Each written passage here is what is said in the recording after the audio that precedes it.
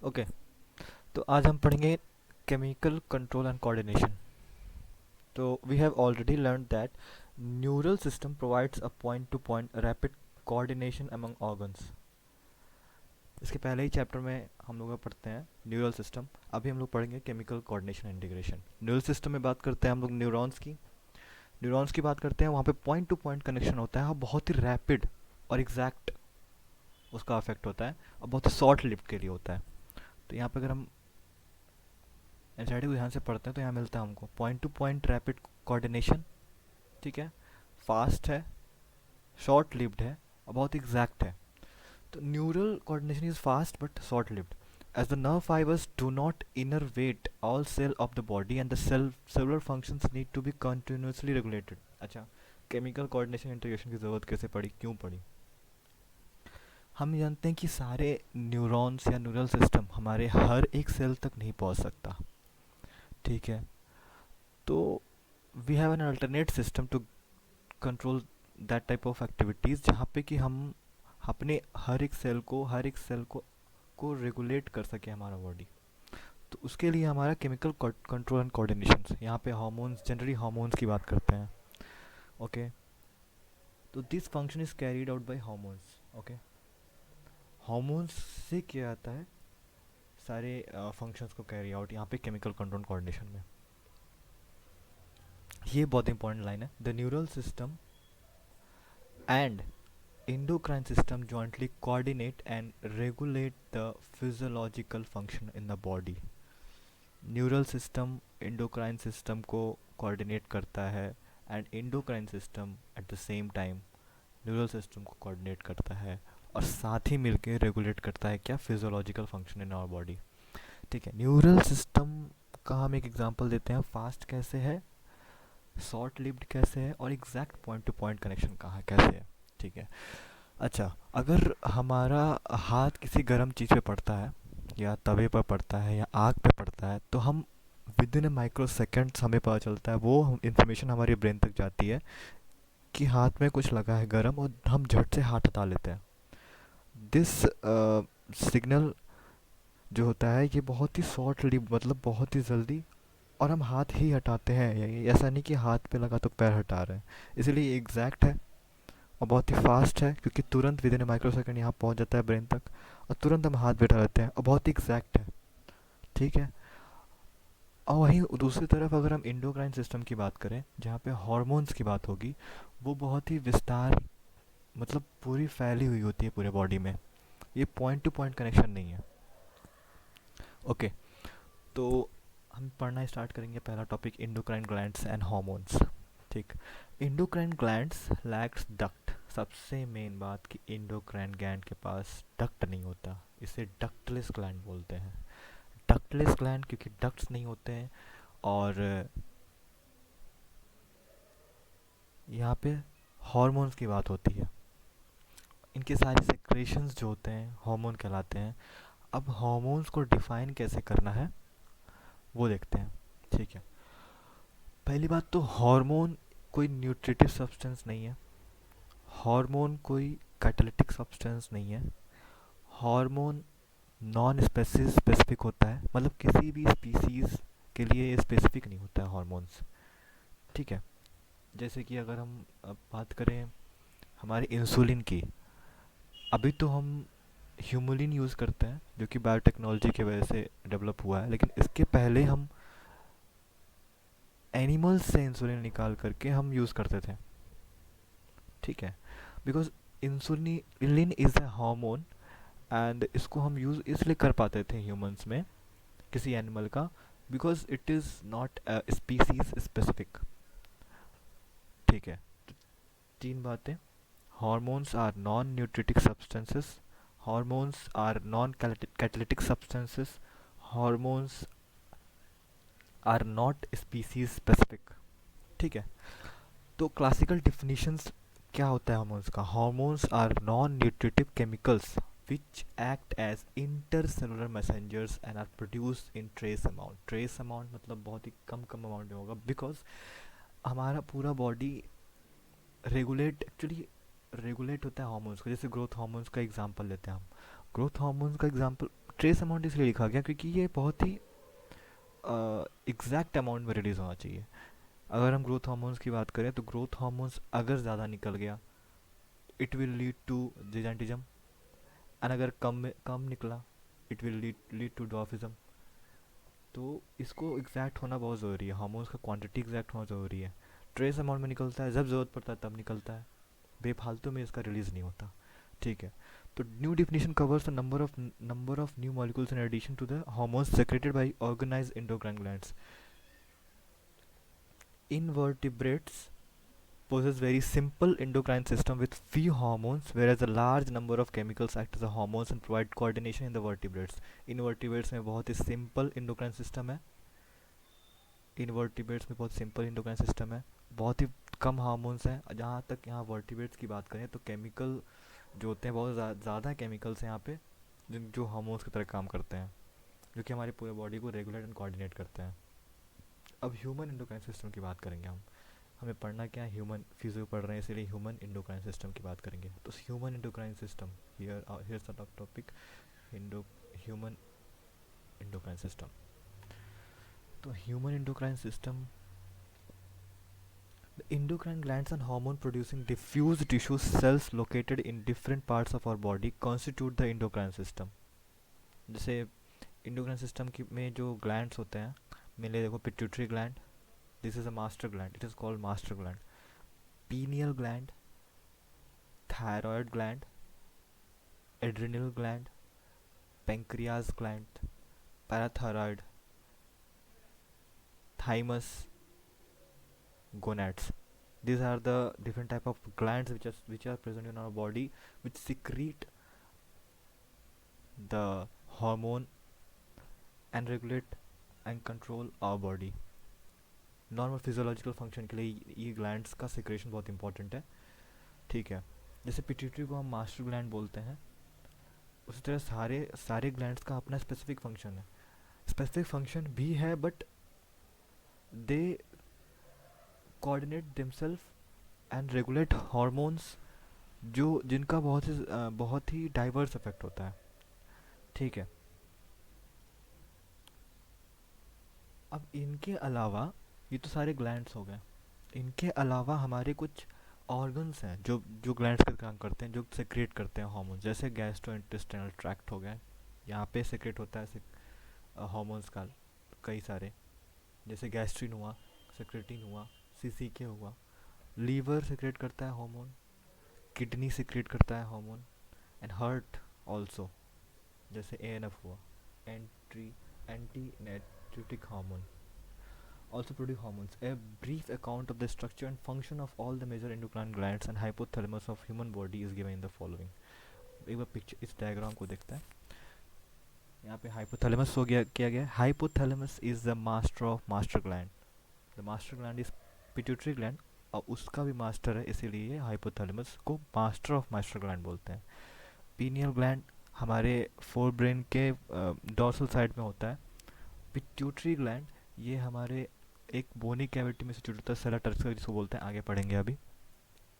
Thyroid gland जो thyroxine release करता है. पैराथायराइड ग्लैंड, थाइमस ग्लैंड जो थाइमोसिन रिलीज करता है. पेंक्रियाज, ये हम लोग डाइजेशन एब्जॉर्प्शन में पढ़ते हैं इसके बारे में, और ये दोनों एक्सोक्राइन इंडोक्राइन दोनों की तरह काम करता है. 99% ये एक्सोक्राइन ओराइन होता है, % एंडोक्राइन होता है. एक्सोक्राइन सेक्रेशंस में जो होते हैं एंजाइम आते हैं ढेर सारे इसके, प्रोटलेटिक एंजाइम्स होते हैं मेनली. और अगर इंडोक्राइन की बात करें तो दो तरह के सेल्स होते हैं, अल्फा बीटा, दो तरह के सेक्रेशंस होते हैं, ग्लूकागॉन और इंसुलिन, आगे पढ़ेंगे हम लोग. एड्रेलिन, एड्रेलिन ग्लैंड जो कि हमारे किडनीज के ऊपर होता है, ये एड्रेलिन है. ठीक है. और gonads, testis and ovaries, testis in male and ovaries in female. ठीक है. हाइपोथैलेमस की बात करते हैं. Hypothalamus is called master of master gland, master of pituitary gland, hence it is called master of master gland. अब it is situated in the basal part of diencephalon forebrain and it regulates a wide spectrum of body function.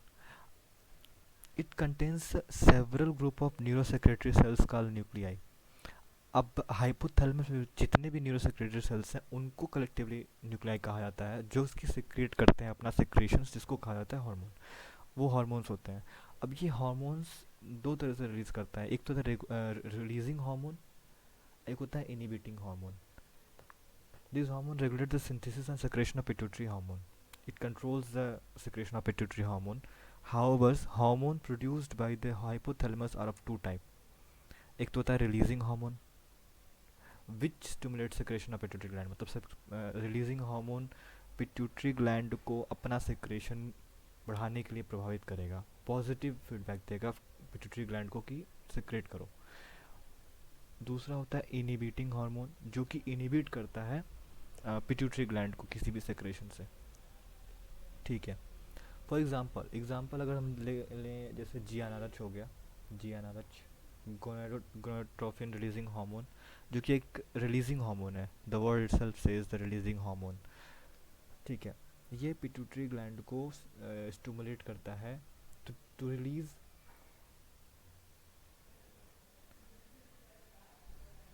Gonadotrophin. On the other hand somatostatin इसका उल्टा काम करता है, it is a inhibitory hormone which inhibits the release of growth hormone from pituitary, growth hormone के release को रोकता है। These hormones originating in the hypothalamic neuron pass through axon are released from their nerve ending। अच्छा, यहाँ पे आता है neurons की बात। न्यूरॉन अगर हम पढ़ेंगे तो न्यूरॉन में नर्व सेल जब पढ़ते हैं, नर्व सेल में सेल बॉडी होता है, एक्सॉन होता है। तो जब और सेल बॉडी के ऊपर डेंड्राइट्स होते हैं ढेर सारे, तो जो कोई भी नर्व इम्पल्स डेंड्राइट से होकर के सेल एक्सॉन से होकर के दूसरे न्यूरॉन तक जाती है। तो यहाँ पे जो hormones originating in the hypothalamic neuron, ये कैसे पास होते हैं? Pass through the axon and are released from their nerve ending. These hormones reach the pituitary gland through a portal circulatory system and regulate the function of their anterior pituitary। अब इसको explain करने के लिए हमको आगे थोड़ा diagram में जाना पड़ेगा। दिस हार्मोन पिट्यूटरी ग्लैंड को कैसे रेगुलेट करता है, डायग्राम में दिया हुआ है, पोर्टल सर्कुलेटरी सिस्टम के द्वारा। ये तो पोर्टल सर्कुलेटरी सिस्टम के द्वारा पोस्टीरियर एंटीरियर पिट्यूटरी को रेगुलेट कर रहा है, बट पोस्टीरियर पिट्यूटरी को ये डायरेक्ट रेगुलेट करता है। If you know, pituitary gland का दो पार्ट है, एंटीरियर पिट्यूटरी और पोस्टीरियर पिट्यूटरी। एंटीरियर पिट्यूटरी को हम एडिनो हाइपोफाइसिस बोलते हैं और पोस्टीरियर पिट्यूटरी को न्यूरो हाइपोफाइसिस बोलते हैं। अब एंटीरियर पिट्यूटरी को ये कंट्रोल करता है थ्रू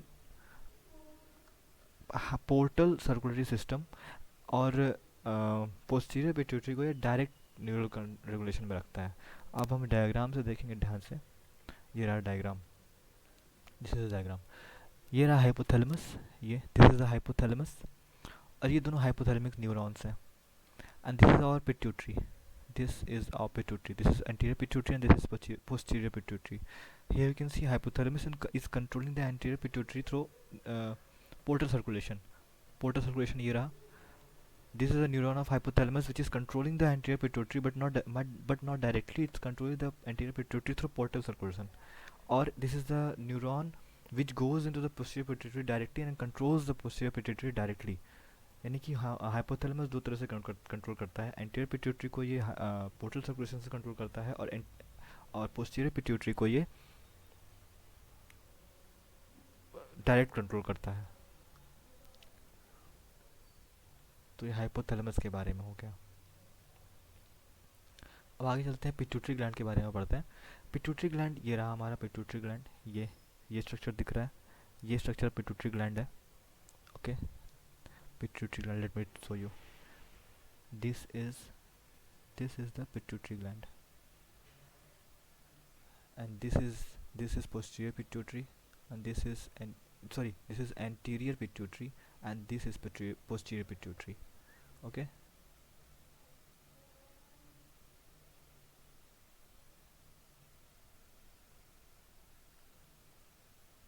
अब पिट्यूटरी ग्लैंड के बारे में पढ़ते हैं। Pituitary gland is master gland, फिर से बोल रहा हूँ, this is very important. Pituitary gland is master gland. ये हमारे स्कल में एक बोनी कैविटी होती है जिसको बोलते हैं सेला टर्सिका, उस बोनी कैविटी में ये फिट होता है। Here it is written, the pituitary gland is located in the bony cavity in the skull called sella turcica and is attached to the hypothalamus by stalk। See, you can see the it is attached with the hypothalamus. अब anatomically हम दो तरह से divide करते हैं, adeno hypophysis और neuro hypophysis. Adeno hypophysis means anterior pituitary and neuro hypophysis means posterior pituitary. Adeno hypophysis में कई तरह के सेक्रेशंस हैं, बहुत सारे सेक्रेशंस हैं इसके.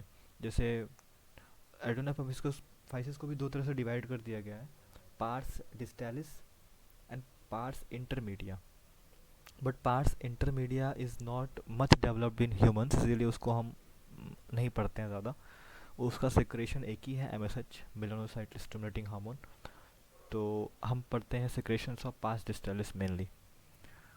It produce growth hormone, prolactin, thyroid stimulating hormone, adrenocorticotropic releasing hormone, stimulating hormone. उसके बाद follicle stimulating hormone. Pars intermedia, which is not much developed in humans, secrete melanocyte stimulating hormone, shortly called MSH.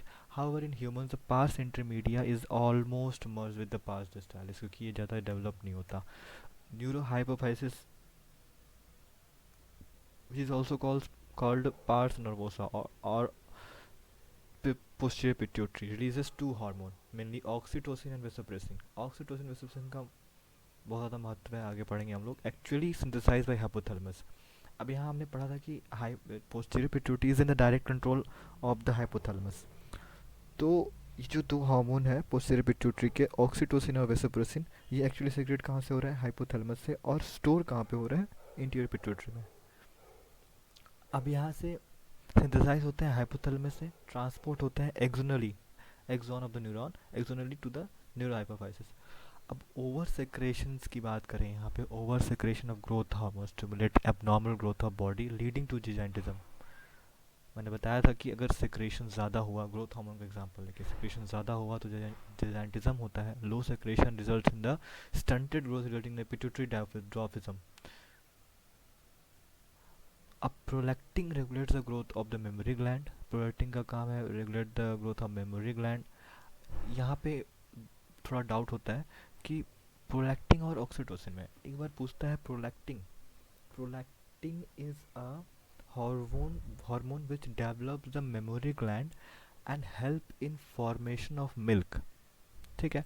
Where as oxytocin is milk let down hormone. Oxytocin contraction करवाता है और milk secrete करवाता है. Milk secreting hormone is oxytocin. Milk formation hormone is prolactin. Prolactin milk बनाता है और oxytocin milk eject release करवाता है. So milk let down hormone या milk ejecting hormone, milk secreting hormone is oxytocin. While milk formation किससे होता है और या मेमोरी ग्लैंड किससे एनलार्ज होता है या ग्रोथ होता है, प्रोलैक्टिन से. Okay. Thyroid stimulating hormone release, ये क्या करता है, थायरॉक्सिन रिलीज करता है. और ACTH एडेनोकॉर्टिकोट्रोपिक रिलीजिंग हार्मोन, ये इसके जो सिक्रीशंस होते हैं वो ग्लूकोकॉर्टिकॉइड्स कहलाते हैं. मिनरलोकॉर्टिकॉइड्स भी होते हैं, फिर सेक्स कॉर्टिकॉइड्स भी होते हैं. ये सारे एड्रेनल कॉर्टेक्स से रिलीज होते हैं. आगे पढ़ेंगे हम LH FSH. ये गोनाडोट्रोपिक रिलीजिंग हार्मोन्स से प्रभावित होते हैं. ये दोनों गोनाडोट्रोफिन है. मेल में LH का काम होता है एंड्रोजन का सिक्रेशन करवाना. कहाँ से, लिडिक सेल से. और FSH का काम होता है मेल में स्पर्मेटोजेनेसिस को रेगुलेट करवाना through androgen.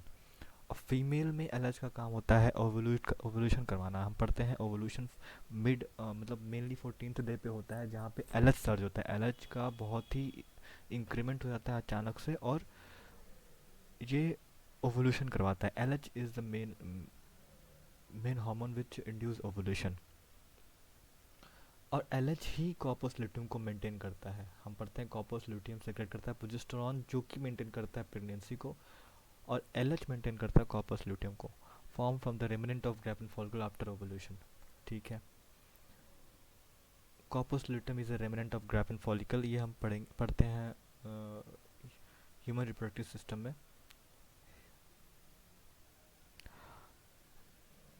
FSH stimulates growth and development of ovarian follicle in female. हम एल एच और एफ एस एस का काम मेल में पढ़ते हैं, L H F S S का काम फीमेल में भी पढ़ते हैं। L H F S S का काम मेल में क्या था, एल एच मतलब एल से L H luteinising hormone, L से लिडिक सेल, और लिडिक सेल को अफेक्ट करता है और सिक्रेट क्या करवाता है, एंड्रोजन। और F S H follicle stimulating hormone, ये क्या करता है, ये मेल्स में एंड्रोजन के थ्रू स्पर्मेटोजेनेसिस में हेल्प करता है, रेगुलेट करता है। और L H in female induce ovulation and F S H in female stimulates the growth of development of ovarian follicle. As the name says, follicle stimulating hormone. It stimulates the follicles and help in development of ovarian follicles in female. MSH की बात करें, MSH जो कि release होता है pars intermedia से, which is merged with the pars distalis and regulates the pigmentation of skin. ये release करता है मेलानिन मेलानोसाइट स्टिमुलेटिंग हार्मोन है, रिलीज करता है मेलानिन और रेगुलेट करता है पिगमेंटेशन ऑफ स्किन। ऑक्सीटोसिन, ये देखो दो हार्मोन आते हैं, ऑक्सीटोसिन और वेसोप्रेसिन। ये आते हैं पार्स नर्वोसा के हार्मोन्स, यानी कि पोस्टीरियर पिट्यूटरी के हार्मोन्स हैं। Oxytocin has the act on the smooth muscle of our body and stimulate the contraction. जैसे फीमेल्स में जब पार्चुरेशन के दौरान जो एंडो मायोमेट्री का कॉन्ट्रैक्शन होता है, वो उसमें हेल्प करता है क्या, ऑक्सीटोसिन। और चाइल्ड बर्थ के दौरान, ठीक है। और मिल्क इजेक्शन, मैंने पहले बताया था, मिल्क इजेक्टिंग हार्मोन कौन सा है, oxytocin from the memory gland. अब वेसोप्रेसिन का काम क्या है, mainly act on the kidney and stimulates the reabsorption of water and electrolytes by distal tubules, thereby reduces the loss of water through urine। इसीलिए इसको कहते हैं anti diuretic hormone, ADH. Okay, इसको थोड़ा पढ़ते हैं क्या है वेसोप्रेसिन क्या है। जब हम पानी पीते हैं और नेफ्रॉन से वो पानी फिल्टर हो करके